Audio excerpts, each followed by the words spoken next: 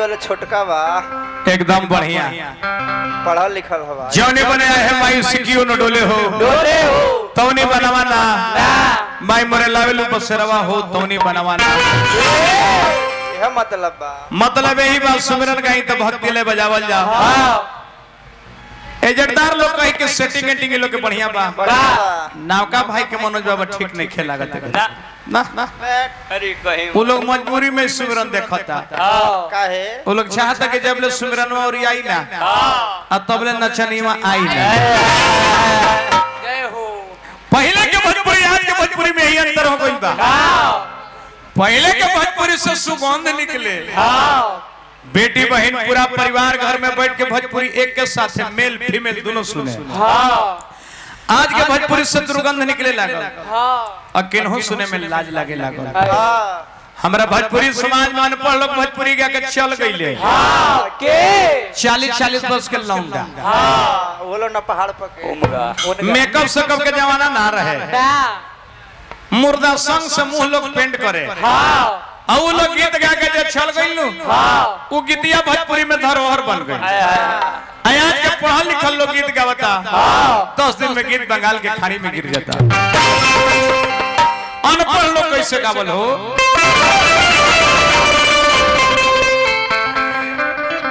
कि दावा ना पड़ुआ हो पहले वचन दावा ना पड़ुआ हो पहले वचन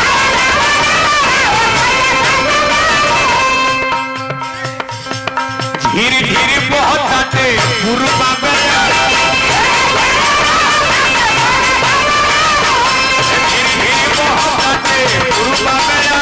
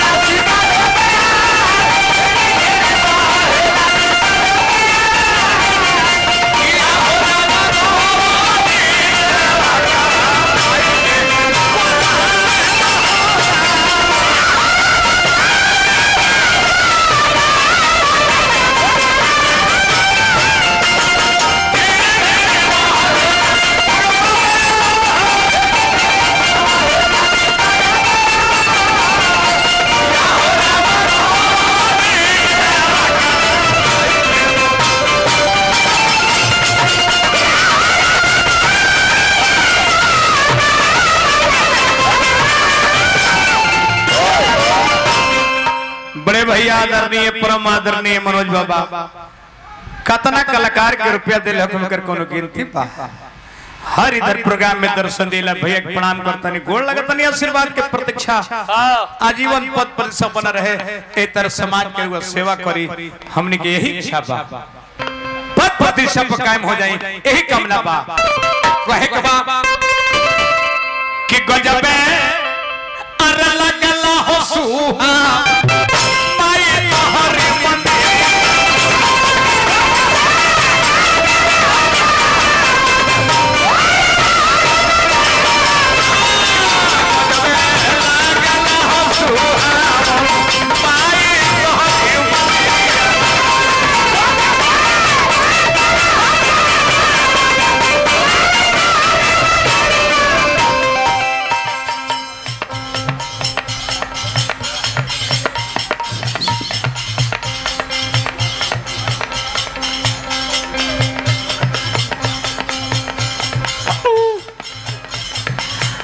महेश यादव जी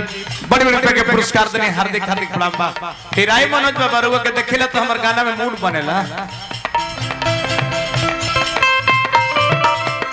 त देखो भोर भोर होला हुलवा में मिया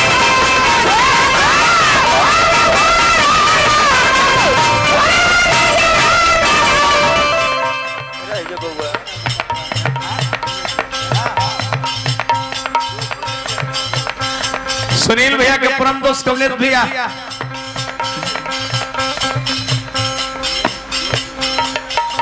कमलेश जी दोस्त सुनील भैया हजारों हजार रुपए के पुरस्कार पुकारों से हार्दिक हार्दिक प्रणाम बा। आजीवन पद पर वही कामना करब हम।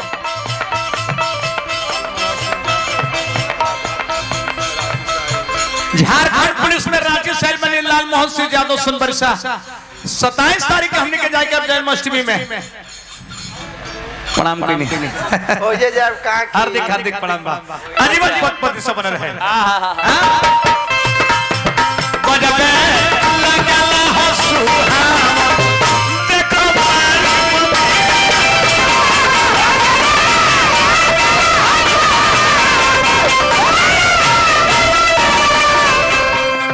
झुलुआ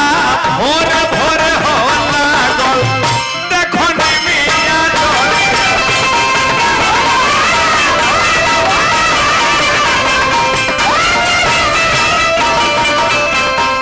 झुलुआ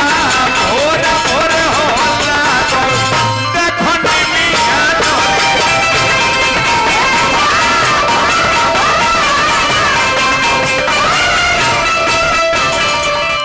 भगवान नहीं तेरे बने रही सोझा बैठा रह हमने के मिजाज पोटास मिलत रहे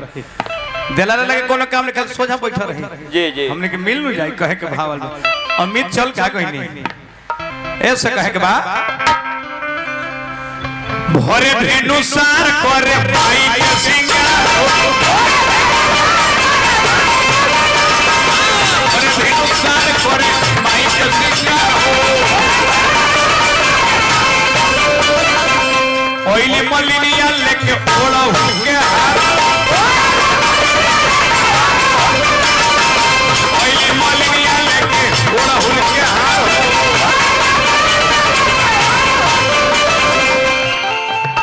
शाद सूरज दोनों लगे लगा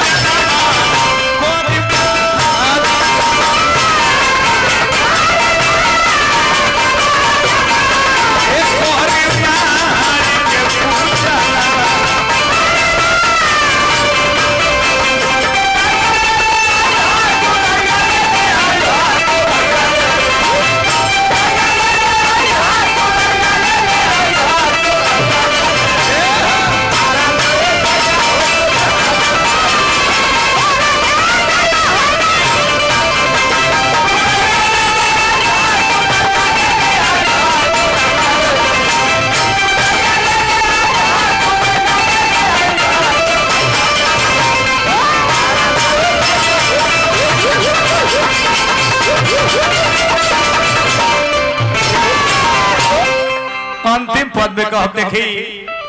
इरा और सबके दया हो न तो हमरा भोजपुरी बोले ना दे हम है मगध क्षेत्र के जी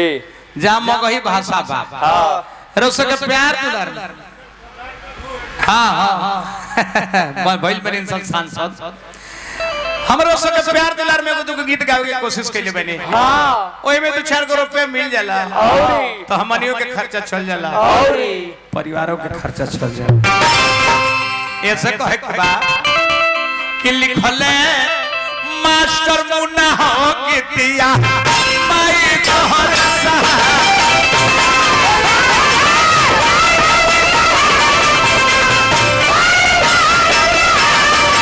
लिखले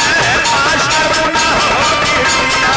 माई तोहर सहारा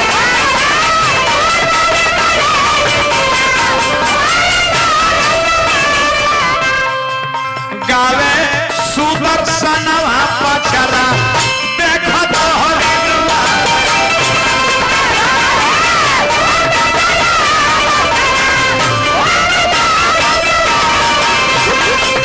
गावे सुदर्शनवा पचरा देखो तोहरी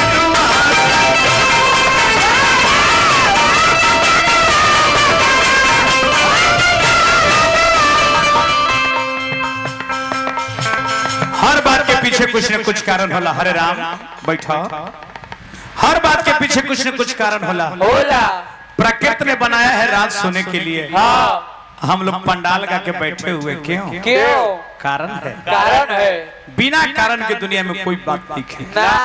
हमने के दो ब्यास दो जगह सेल बन का है। हाँ पैसा खातिर आओ करने होता पूरा बैल ही जा। हर बात के पीछे कुछ न कुछ कारण है। हाँ ए माई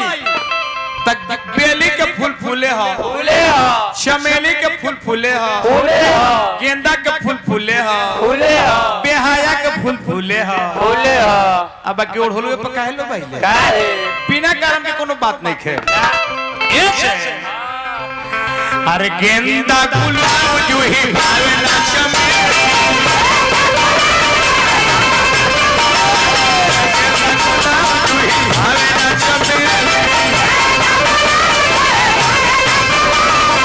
लेके आईनी माई देखो अब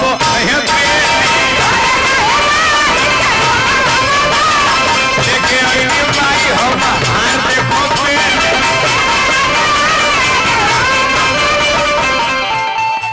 हम के विचार दिल हम के विचार दिल कौन करना कोरे मारी के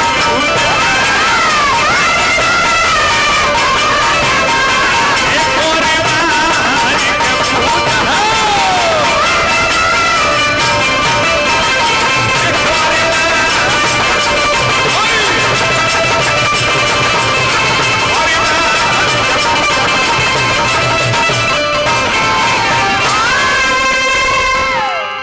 एगो बंदना कहीं जे दूगो बंदना कहीं बंदना बंदना है।